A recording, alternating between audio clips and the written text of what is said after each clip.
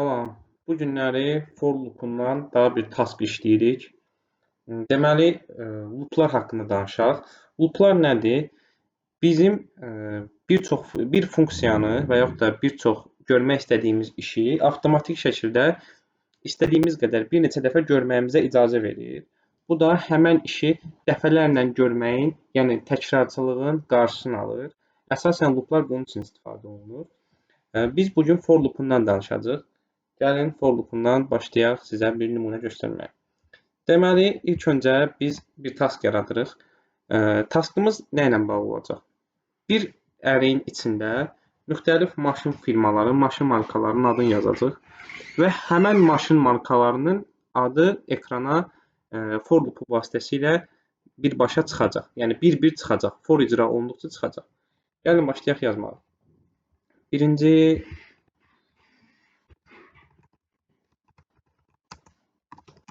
for loop task yazaq burada title hissəsinə. Daha sonra gələk buradan bir dənə body içinə h1 tagin içində for loop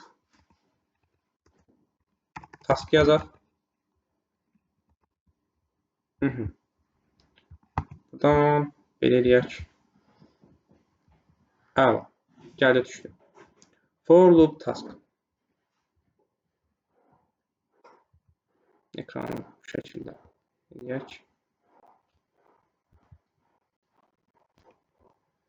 Daha sonra düşək aşağı. Bir dənə dəyişən yaradıram. Let car bərabərdir. Biz artıq JavaScript yazırıq. JavaScript taginin içində yazacaq.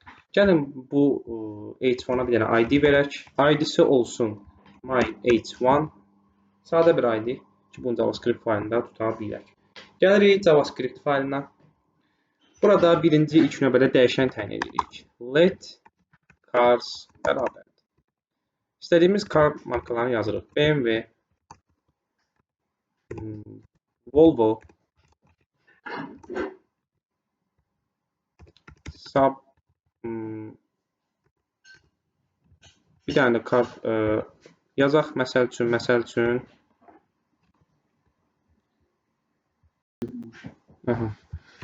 Deməli Toyota adında yaratdıq. Daha sonra Volvo yaradaq. Volvo yaratmışıq. Daha sonra birini də yaradaq. Adı olsun Ford. Tutaq ki. Ford. 3 dənə maşınımızı yaratdıq. İndi mən istəyirəm ki, bunların hər birini ekrana çıxardım. Yəni bunların hər birini bir-bir də ekrana çıxartmaq olar. Document, get element, by id, inner HTML belə. Amma for loop'un işi odur ki, bizim işimizi asanlaşdırır. Özü avtomatik bunların içində gəzir və bir-bir ekrana çıxarır. Bu necə eləyəcək? Birinci bu dəyişənlərimizi təyin elədik. Daha sonra yazıram let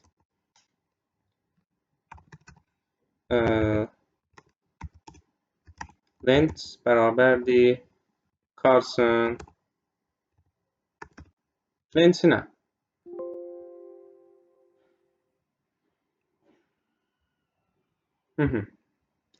Bu nə deməkdir? Təzə bir dəyişən yaratdım. Bu mənim həmən bu car array olan car array-imin uzunluğunu özündə saxlayır. Tamam, bax burada car array-in uzunluğu neçədir? 1, 2, 3, 4. 4-dür.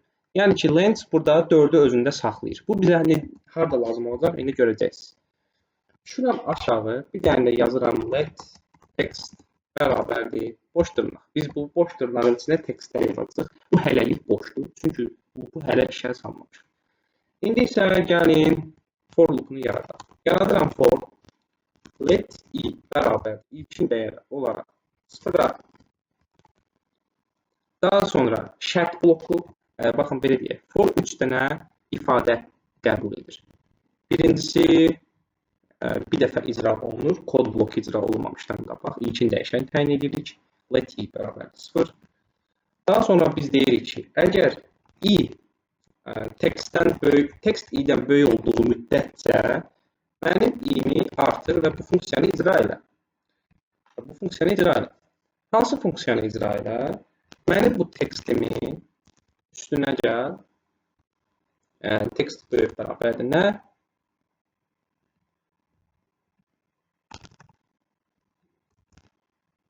Karımızın indeksinci elementi.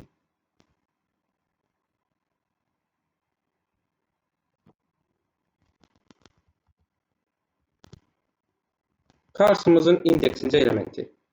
Plus bir dənə də belirtdik ataq ki, sıralamayla düşsün. Tamam. Sıralamayla düşsün. Baxın, bu artıq bizim hazır icra olması bir funksiyamızdır. Baxın, bura text yox, bura wait yazmalıyıq. Evet. Əla. Yəni ki, baxın, buranı sizə başa salım. Yəqin ki, burada sualınız yarandı. For, bu bir loopdur. Yəni, mənası üçün deməkdir. Birinci ifadə, i-ni hələlik sıfıra bərabər edirəm. Çünki hələ heç bir ilkin dəyişən olaraq sıfır olmalıdır. I o vaxta qədər artsın ki, yəni ki, bu ərayimin uzunluğu i-dən böyük olmaq şərti ilə. Yəni 5 dəfə yox, cəmi 4 dəfə içində gəlsin. Çünki 4 dənə maşınım var. 4-ünü ekrana çıxarır. Ona görə şərt blokunu yazıram və i-ni inkrement elə artır hər dəfə. Artırdıqca təzədən gəl, burada i-nin qiyməti artıq 1 olur. Sonra təzədən icra edir, axırda 2 olur, 3 olur, 4 olanda artıq dayanır, icra dayanır. Və mən gəlirəm bunu DOM-a çıxartmalıyam. DOM-a necə çıxardıram? Sadə şəkildə yazıram document get element by id. ID-si nə idi? Biz ID nə vermişdik? Aha. ID təyin eləməmişik. Gəlin bir ID təyin edək. Bu paragrafın içində çıxsın. Paragrafın adı olsun, məsələn, bu sınaq məqsədidir. Adı olsun demo. Adı demo olsun. Gəlirəm, burada yazıram ki, demo ID-sinə görə tutmalı. Keçən dərsdə izah eləmişdim. Demonun inner HTML-i olsun nə? Demonun inner HTML-i olsun text.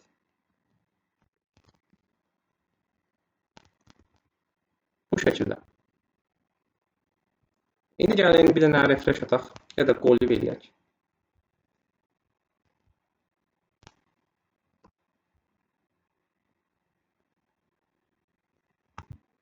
Aha, baxın, gördüyünüz kimi taskımız hazırdır.